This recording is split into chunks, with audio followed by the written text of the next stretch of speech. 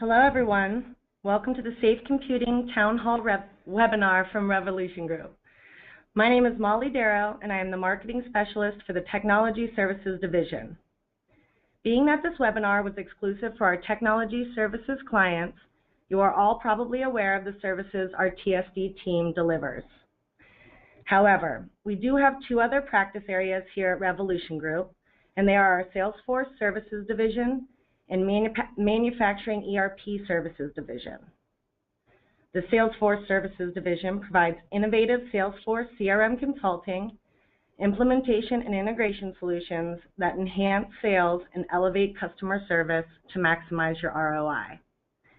Our comprehensive manufacturing ERP consulting services include system selection and implementation, optimization, and extended application development for disparate business system integration. A few housekeeping items before we start the webinar. This webinar will be recorded and available on our website at www.revolutiongroup.com.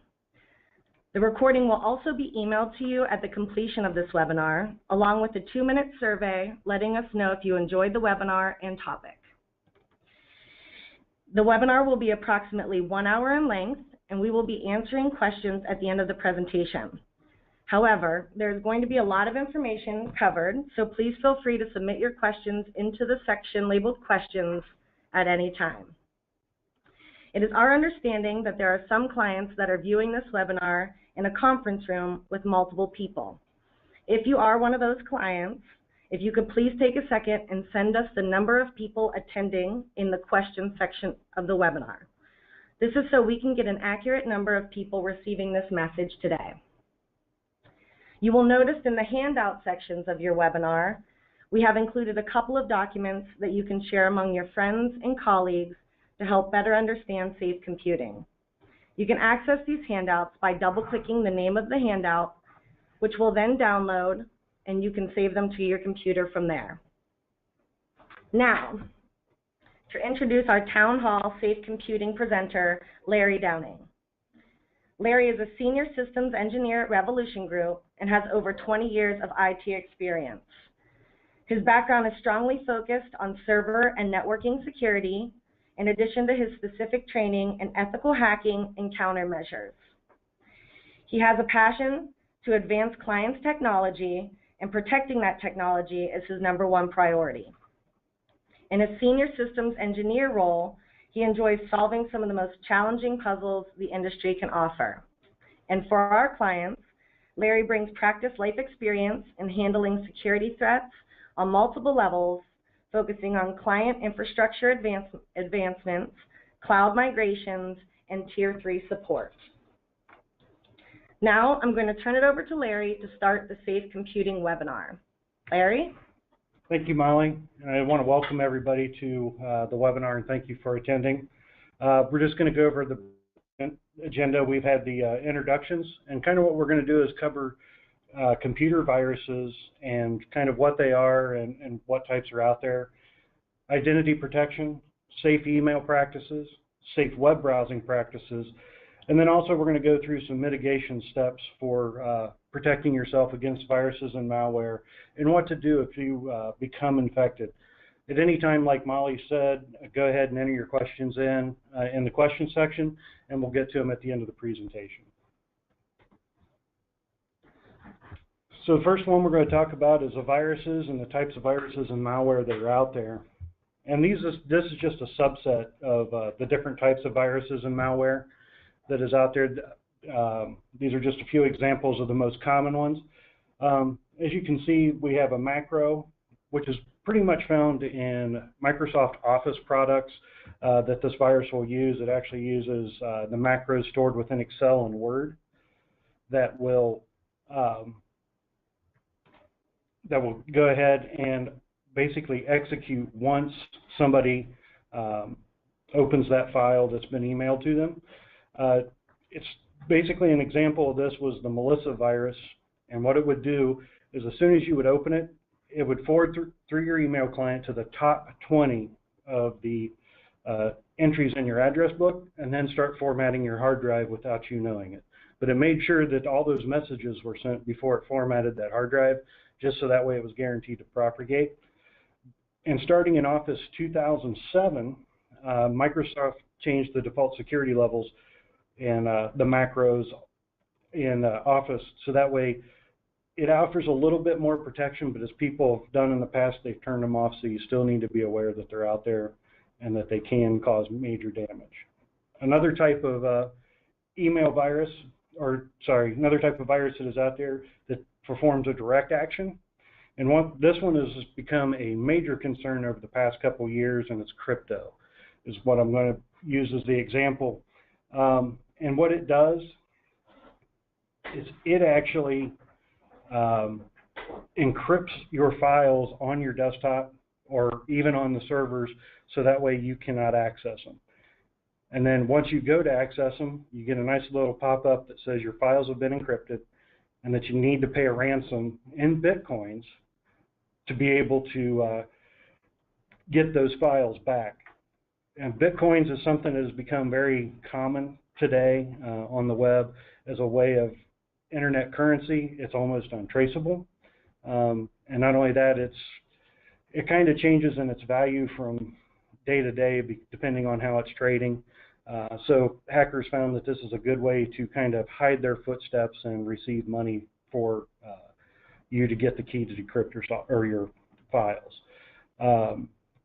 Just to give some examples of how bad this is and what it's done is, last week, Janesville, Wisconsin, a city, they're still recovering their computer systems that were infected last week. So they've been down for almost 2 weeks now and trying to recover some of their files.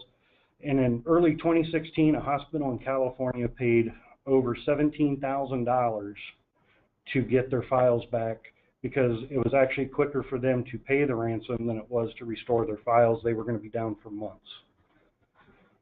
A third type of virus that is out there is a Trojan, and this was just like it sounds, just like the Trojan horse was used to infiltrate the city of Troy.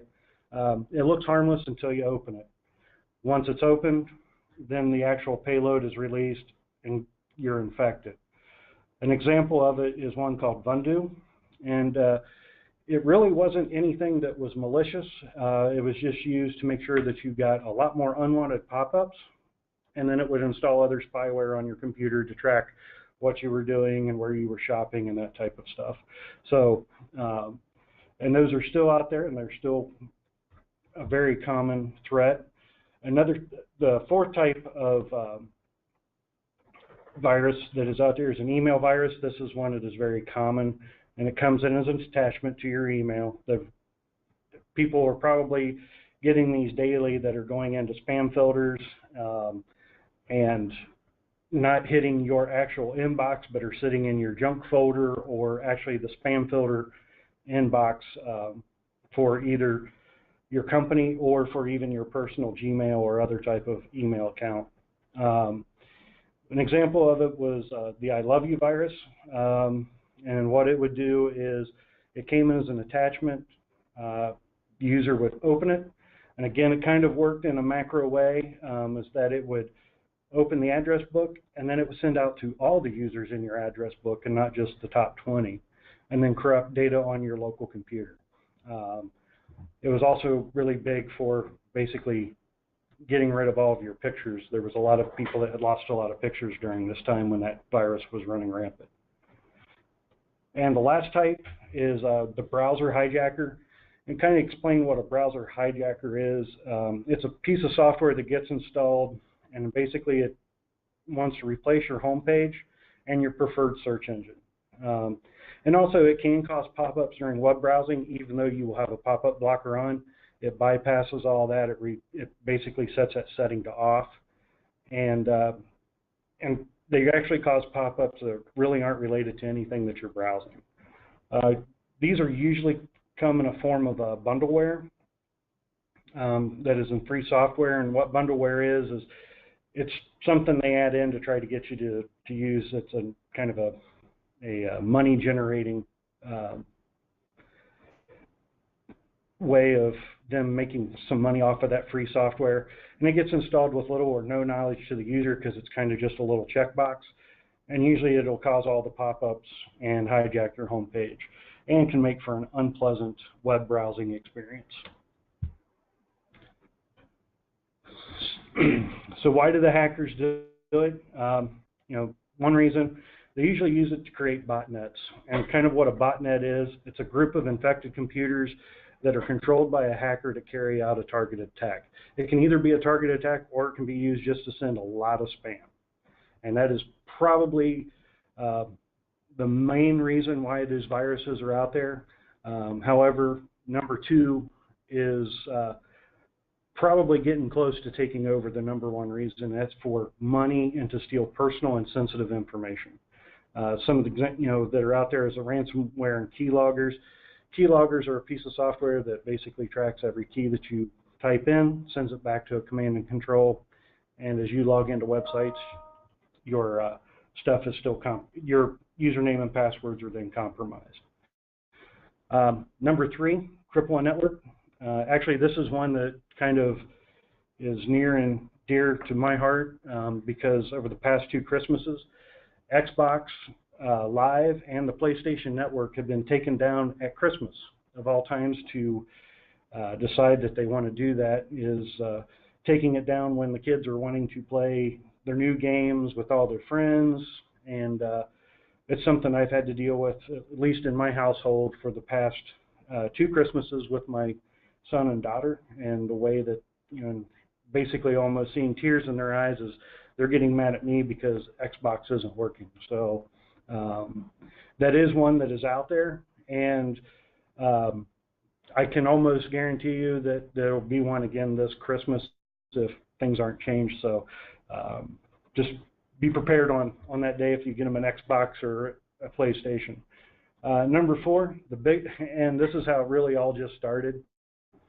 Somebody just wanted to show that it could be done. Somebody said you can't do this, and now they are. And you can almost kind of compare number four to basically almost digital graffiti. They're using it to just kind of prove that something can be done and that it's out, and they can do it. That kind of completes the section on viruses and the type that are out there. If you have any questions related to the virus discussion, please go ahead and type them in now, and we'll make sure Molly gets them together so that they can be answered at the end of the webinar.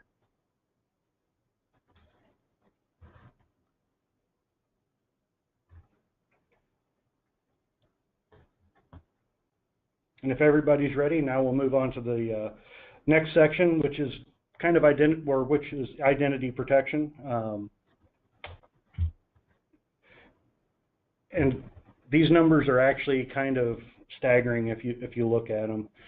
So in 2015, Javelin Strategy kind of did some fact finding on how much identity theft cost and some of the stats. So in 2014, $16 billion was the cost of identity theft. On that, the average cost for a victim that they spent to repair their identity theft was about $1,260. That probably doesn't actually include time either, but that's quite a staggering number. And then 12.7 million U.S. adults have become victims of identity theft in 2014, and that's right around 4% of all U.S. adults. And the way to kind of look at it is that's one victim every 2.5 seconds, which the approximate cost for people to repair their identity, or the cost of identity theft is about $44 million a day. And some things that you can do to protect your identity, the first and foremost is probably install antivirus on your internet connected devices, whether that be computers, laptops, tablets, phones. It used to, you didn't have to worry about it on tablets and phones, but viruses are now getting written to infect those as well. There are free ones out there, and we'll kind of discuss those a little bit later. Something else that you can do really to help protect your identity is on your financial sites, you use strong passwords. Really not just for financial sites, you could kind of use this for all sites, whether it's your email, or your Amazon account, whatever you want to do, you should at least have strong passwords. They at least need to be 8 characters, 1 capital letter and 1 number, and shouldn't be something that's easy to guess. Some easy ones to guess, is, and I've seen people use them, is using the password. Or if they say it needs to be 8 characters, it's 1, 2, 3, 4, 5, 6, 7, and 8. So those are the ones that you want to kind of stay away from. And the other thing that you should take into account is you really shouldn't use the same password for every site. If you use the same password for every site and something would happen to Facebook and it would get compromised, most likely the hackers now has access to any of your other sites, including financial information. So it's a very good idea of not using those. And I would say that the way to think of it is to use a separate password for every site. I know it sounds kind of strange, but there are things out there that you can use to manage those passwords. So, but it's something I would recommend. Something else to do to kind of help protect your identity is be aware of what you post on social networking sites. Some hackers use these sites to kind of track things, the work or home address, specifically your home address. Especially if you're going to be away for an extended time. If you're going to, a buddy of mine actually was traveling the Outer Banks and he was going from the Outer Banks to Orlando, and from Orlando to family in Tennessee, and he was going to be gone for a week at each one. So it kind of let everybody know that the house was open for 4 weeks, or that he wasn't going to be home for 4 weeks, and that he was kind of inviting people to come and start taking a look. The other thing you don't want to post on social media is definitely your credit card or any type of financial info, and password clues. This is one that, it's mother's maiden name, your first school, or anything that you use for those questions so you can reset your password if you forget it. Those are things to make sure that you don't put on the social medias, because it could actually give them clues into how to get your password. The next thing is to make sure that you have that your secure websites when you're entering your sensitive information. The www. Or https.amazon.com. Make sure that you're using those if they're credit cards or driver's license numbers.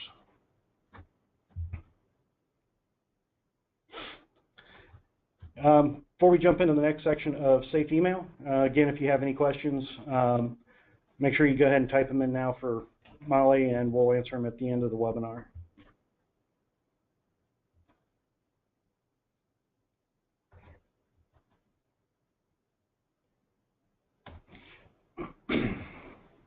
Now we're going to go in and start covering some safe practices for email. And we're going to first cover the different types of malicious email that are out there. And so far, the 3 types we're going to cover is phishing, spear phishing, and just general spam. General spam is the most annoying and probably one of the most malicious. So we'll go ahead and cover that. So we'll go ahead with the next one, and which is the phishing email. And what is phishing? It's an attempt to acquire personal information such as a username or password and credit card details, and may be disguised as a trustworthy person or a company in electronic communication. And email phishing is not a targeted email that they're trying to get that is actually for spear phishing, but it's a very common type of the mass spam email. And they're usually out there to attempt to steal login information to financial sites or to gain your bank account information. Here's an example of the phishing email, one from Trusted Bank. They'd say that they received notice that you recently attempted to withdraw the following amount while you were in another country. And and please follow this link so that way they can verify that who you are. Again, if you would look at it and you would see that trustedbank.com and would actually look for it, you're going to find it actually doesn't take you to a legitimate site. Some of the other examples that are out there is a beneficiary of a will. They want you to give them your banking information so they can make a small deposit or confirm that they have the correct information for your bank so they can deposit the money. Disaster donations, Hurricane Sandy, the Haiti earthquake, a lot of these were going around, and we're basically asking people to log in and put their bank account information so they could donate money. And PayPal and credit cards. PayPal seems to be one of the leading ones out there that gets used for spam and to try to do the phishing attempts. So PayPal usually will send out an update to let you know that something's going on with that. So just look out for those if you have a PayPal account. And then my favorite one is the Nigerian prince email that he will give you a lot of money if you send him $200 to verify your bank account information. Those have been going around probably since email started, and has just really become annoying. Just be aware that they're out there. And when you see them, if they didn't get caught by your spam filter, just delete those types of emails.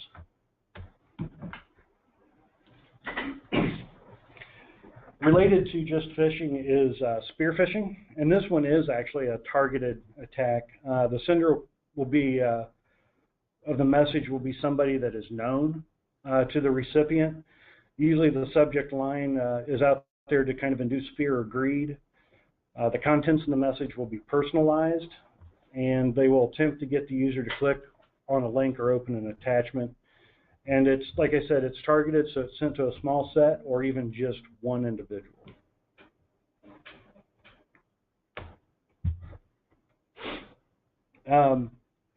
Here's the anatomy of a spear phishing attack. I'll just kind of go through this. And this is really good to explain how they kind of do everything that they do. The hacker targets a company using social networks or other internet data. It finds basically the employees of the company, owners, presidents, CEOs, and then he uses that information and starts following social trails where he can identify other people that work for the company or that employee might know. And then what he'll do is he'll actually register a fake but very close to being recognizable email address to impersonate a colleague or a boss or even a vendor sometimes. And then as you're doing that, they'll personalize the email. It'll be sent to the employee from the fake address with a link and an attachment. Since it comes from a legitimate email address that's been set up and registered, it gets by the spam filter and arrives in the employee's inbox. The email gets to the email will get to the recipient. They'll open it because they know the sender and it's something that they might send them. And then they'll open up the link or the attachment, and then it'll the link will cause you to go to a website to enter credentials, so they can be stolen or malware can be installed, and the same with the attachment. And then once that happens, the hacker uses the back door to steal information or even financial from the company.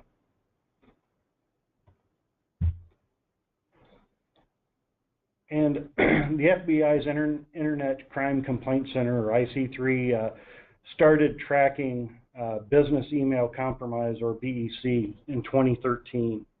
And this number is quite staggering, that just in a short amount of time, and this is through August of 2015, that 7,000 U.S. companies were victim to spear phishing, and over $740 million of total losses for those 7,000 companies.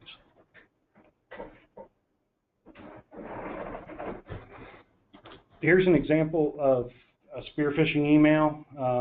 It looks very similar to the phishing email, except for, as you'll notice, that they tried to keep it looking like it's from the same company.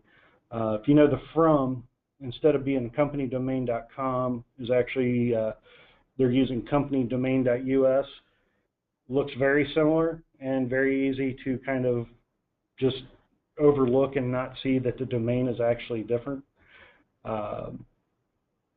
But that's something to look for when you get an email and you're suspicious of it. Also, if you go through, you'll see that the process a wire of 98,500 USD. The USD is something to pay attention to because usually when we're sending an email to say that they want to process money, we don't use a whole lot of the USD. We just usually use the dollar signs, and I would say that even the word bucks would come before the use of USD in some of the email. So just kind of keep an eye out for that. And then also look at the signature. Companies are getting very customized signatures nowadays, and if you have one with your company and the signature that's on that email doesn't look like the one that you would normally have, that's also something else to pay attention to.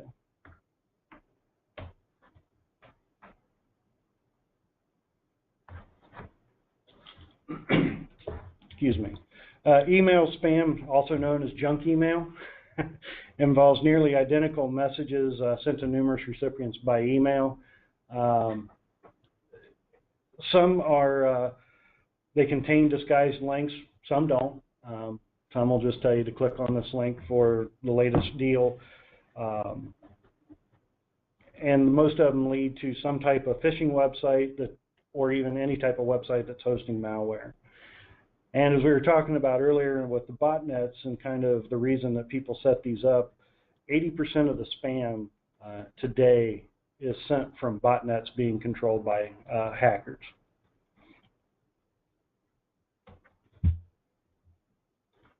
And something to look for just in normal email is some of the harmful attachments. And things that you need to look for are, was it expected? Do you know the sender? And look at the time it was sent. A lot of times spam sent during the off hours, as people like to call it, and they're sent from U.S. time, 10 o'clock at night till 4 o'clock in the morning. And if somebody sent you an email saying the new salaries 2011 document, would they have sent it during that time, or would they even be sending you something like this, especially with even home email? So just be aware of those. If you didn't expect it, you don't know who it is, the advice that I can give is just to delete that email and maybe make contact with the person to see if they can resend it if it was a legitimate email. And as we talked about, there was some potentially harmful email web links. And here's the one from PayPal. Basically, as I showed in the example in number 1, if you would hover your cursor over the verify your PayPal account, it would most likely be like in the example in 1, which just goes to an IP address. And 1, they're making it look like it should be HTTPS, but in all honesty, it's just a regular website with no security. So that is something to look for as you're doing that. And that's a good way to check. You can always hover the mouse over, and the actual where the link is actually going will appear just below it. Also look for misspelled domain names. And the other thing to remember is most companies, and especially financial companies, will not ask for any type of login or personal information through email.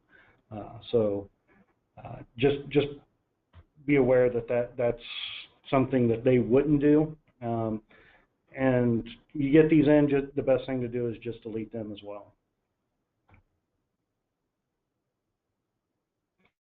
All right, well, that covers kind of some of the things to look for in email and to help protect yourself. If you have some questions on those, go ahead and type them in now, and Molly will put those together.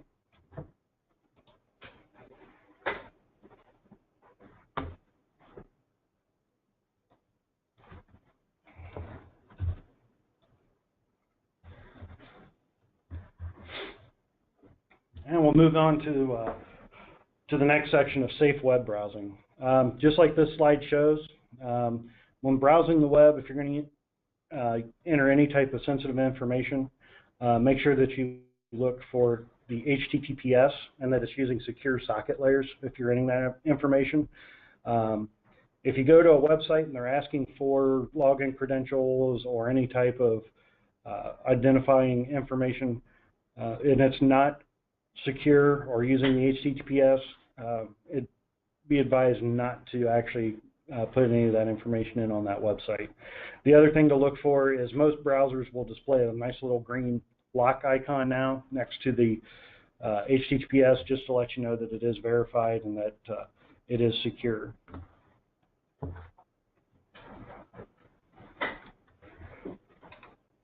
What to look for.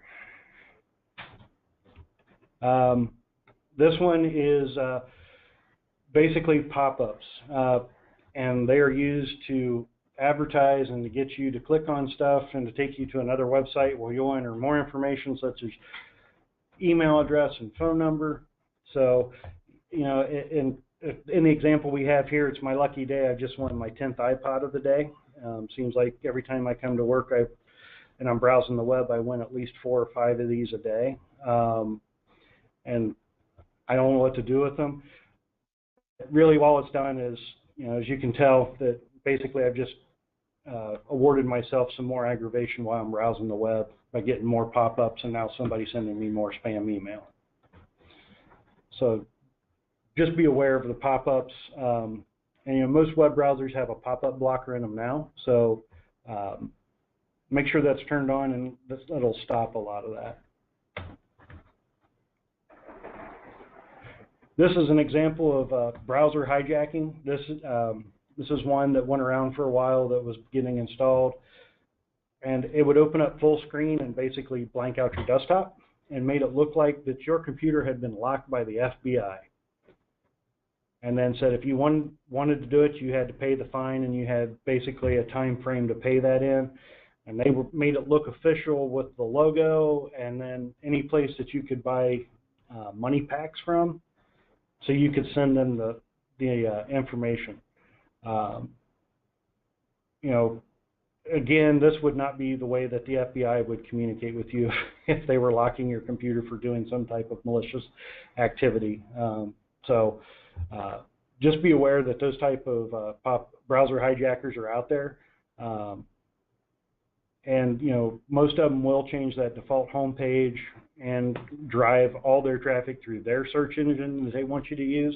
And it basically is a way for them to generate revenue, for making some more money. And as always, who doesn't need more iPods? I know I could use a couple more for my kids. So that kind of wraps that up for safe web browsing. And now we're going to go ahead and move into risk mitigation. If you got any questions on the browser, go ahead and type those in and we'll get to them.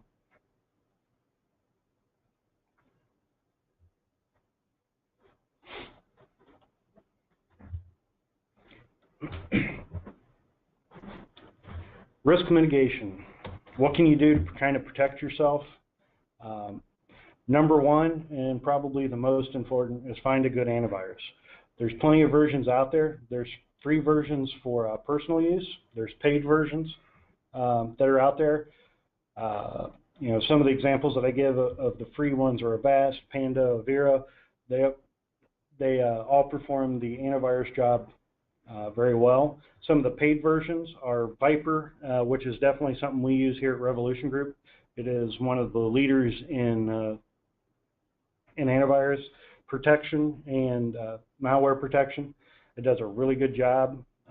There's also Intel Security, with formerly McAfee, and then Norton by Symantec, which is Symantec makes a business, but the Norton is their home version. The one thing that you can do is make sure that you set up for scans to run weekly, full scans, that is. You can run quick scans anytime that you want, but you need to do a full scan at least one night a week, and allow for the automatic update of the antivirus definitions. If you don't allow those to update automatically, it's not going to help to actually have an antivirus, because those seem to be changing pretty much on a per second basis. So keep those signatures up to date. Kind of some differences between the free and paid versions. As you can tell, the free is basic. It is what it is. It's just basic protection.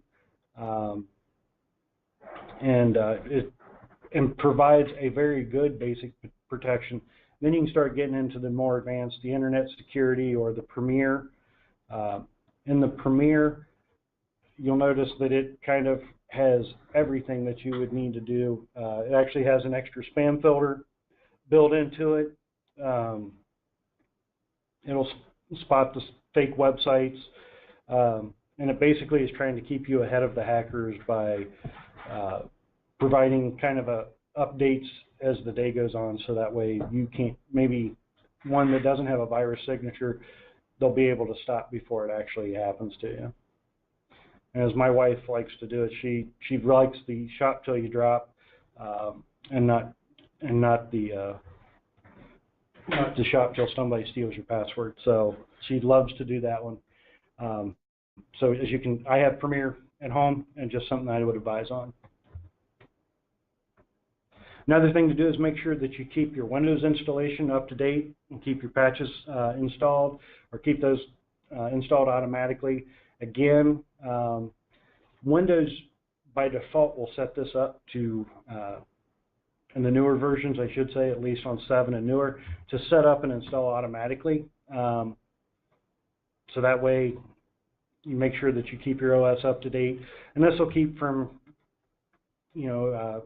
exploits that are out there from anything that is found to be a security risk in the software. Just keep it up to date, and that'll mitigate some of that risk. Also you need to set them up so they install automatically. Again, you don't have to leave it on every night, but at least one night is good, so that way those updates can get pushed out.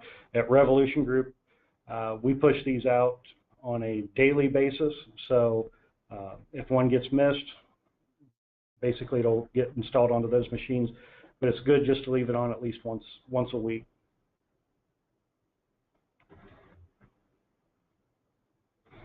As mentioned earlier, just be aware of some of the bundleware that is out there. This is actually from a Java installation. As you notice, they want to install the Ask toolbar and make it your default search for provider. Definitely it's a form of browser hijacking that is out there. It seems very harmless, but if you start installing multiple of these, it's going to start to affect the performance of your machine. Some of them now are getting bundled with antivirus, and the antivirus, I've seen people have like 6 different antiviruses installed on their machine because it was bundled with the free software that they got. And that can really affect your performance and cause issues with just scanning for viruses.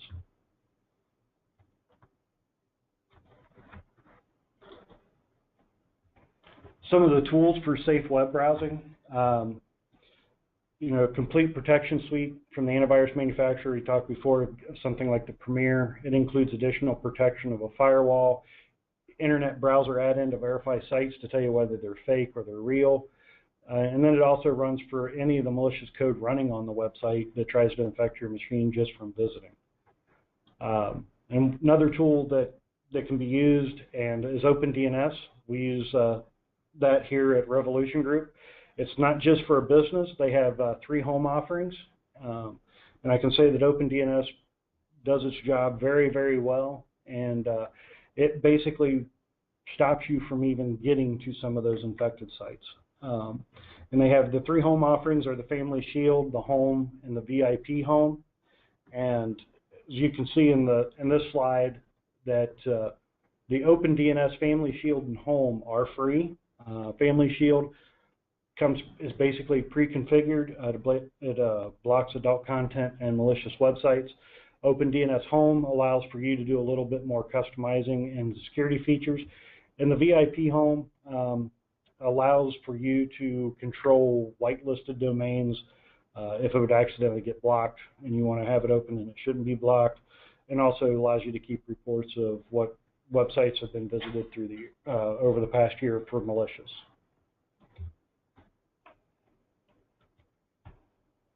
Something that you can definitely, that I advise to keep turned on is that Firefox, IE, Safari, Opera, Chrome all have basically a malicious site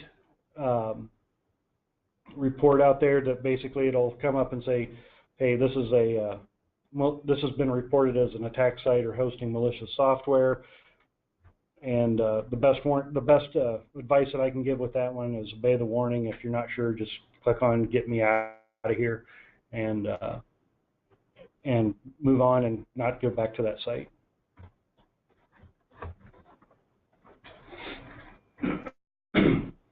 You want to make sure that you keep good backups. And earlier versions of Windows up to through Windows 7, you could back up to an external hard drive. This is something that was built into Windows. Just plug in the USB drive and click the Setup Backup, and it will do the rest of it for you.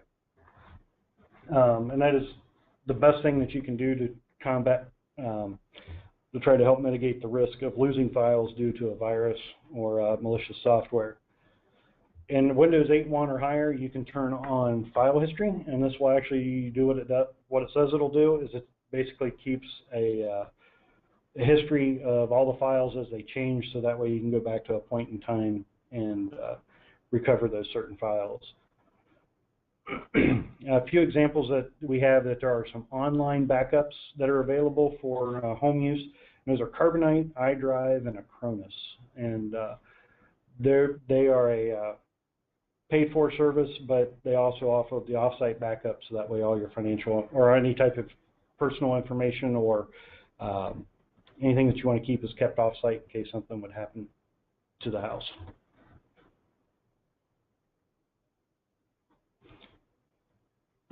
So that covers some of the ideas or some of the things to mitigate the risk of being infected and having your identity stolen by a virus or by a hacker. If you have any questions related to the risk mitigation, go ahead and type them in, and Molly will put those together.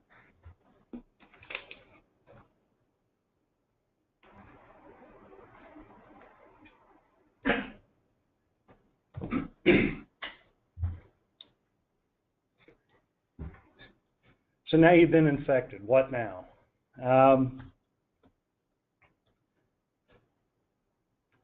This is the best one is stop what you're doing immediately and power your computer off, especially if you're at work. Drop the mouse and keyboard, figuratively, not literally.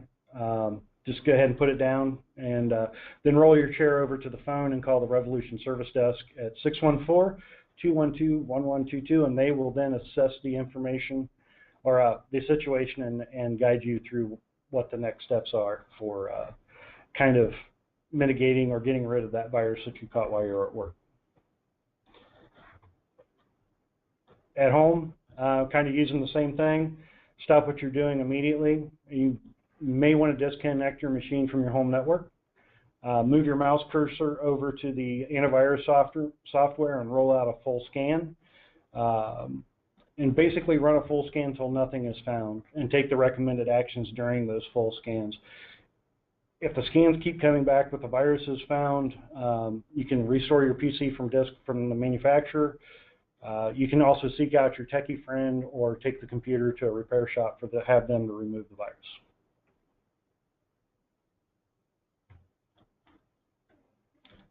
And that's all for the presentation part of it. I will now turn the webinar back over to Molly for questions and answer portion. Great. Thank you, Larry. Like Larry said, that concludes our Safe Computing Town Hall webinar. Thank you for attending, and we hope you got valuable information on how to keep your company's data safe and secure. Before we go, it does look like we have a couple of questions for you, Larry. The first one is the iPads and phones under the Protect Your Identity section. Mm-hmm. Is there a virus protection for them, and if so, what would you recommend? There is, and usually the ones that I've used in the past are usually from AVG. They're very light and very effective on iPads and phones. AVG. AVG. Great, thank you. And it's also free. Okay.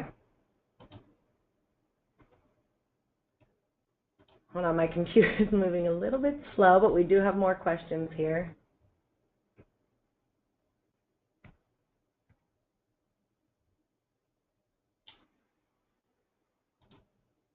Okay.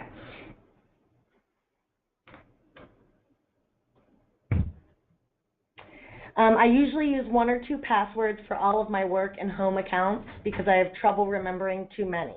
How many different emails do you or how many different passwords do you recommend I have, and where should I store them for reference when I forget them? I would, in recommendation, I would say to have a different password for all of the sites, whether they have personal information or not. That way, if one gets compromised, then the other ones are less likely to get compromised. I never try to use the same password for multiple accounts. And usually I use a piece of software that allows me to keep keep track of all my passwords. It has a master password that I log in with. It keeps it all on my desktop and keeps it all secure and encrypted so nobody can get to it. I would do that. I do not recommend writing them down in the Excel spreadsheet or on a piece of paper and then sliding under the keyboard. So. Okay. Next question. How often do hackers come up with new types of viruses and malware, and where can I look to stay up on top of that? One of the latest statistics that is out there is that there are approximately 330,000 new viruses a day that are getting out there. So about every second that you need to worry about whether a new virus is being developed and being put out to the web. And some of the places to keep track of it is actually through some of the antivirus websites such as Symantec or Trend Micro or AVG. Okay, great. If I unknowingly forward an email with a harmful attachment and multiple people at work open it, will everyone become infected or just the first person who opened the attachment? It would be that everybody would become infected with that email or with that virus, not just who opened it first. It would be that everybody would get infected, and then it could possibly go through the network multiple times, making it a little hard to track where it was actually coming from. Okay, great. Give us one more second to access the rest of these questions. The computer is just moving a little bit slow. I apologize.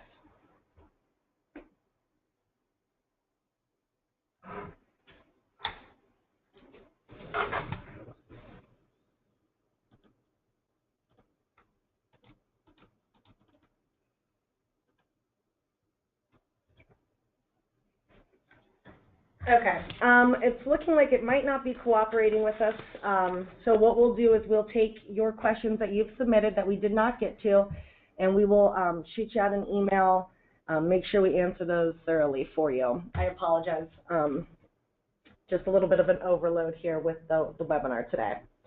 Thank you all for attending, and like we said earlier, we'll be sending out an email by the end of this week with a quick survey and a link to this recording. Have a great rest of your day.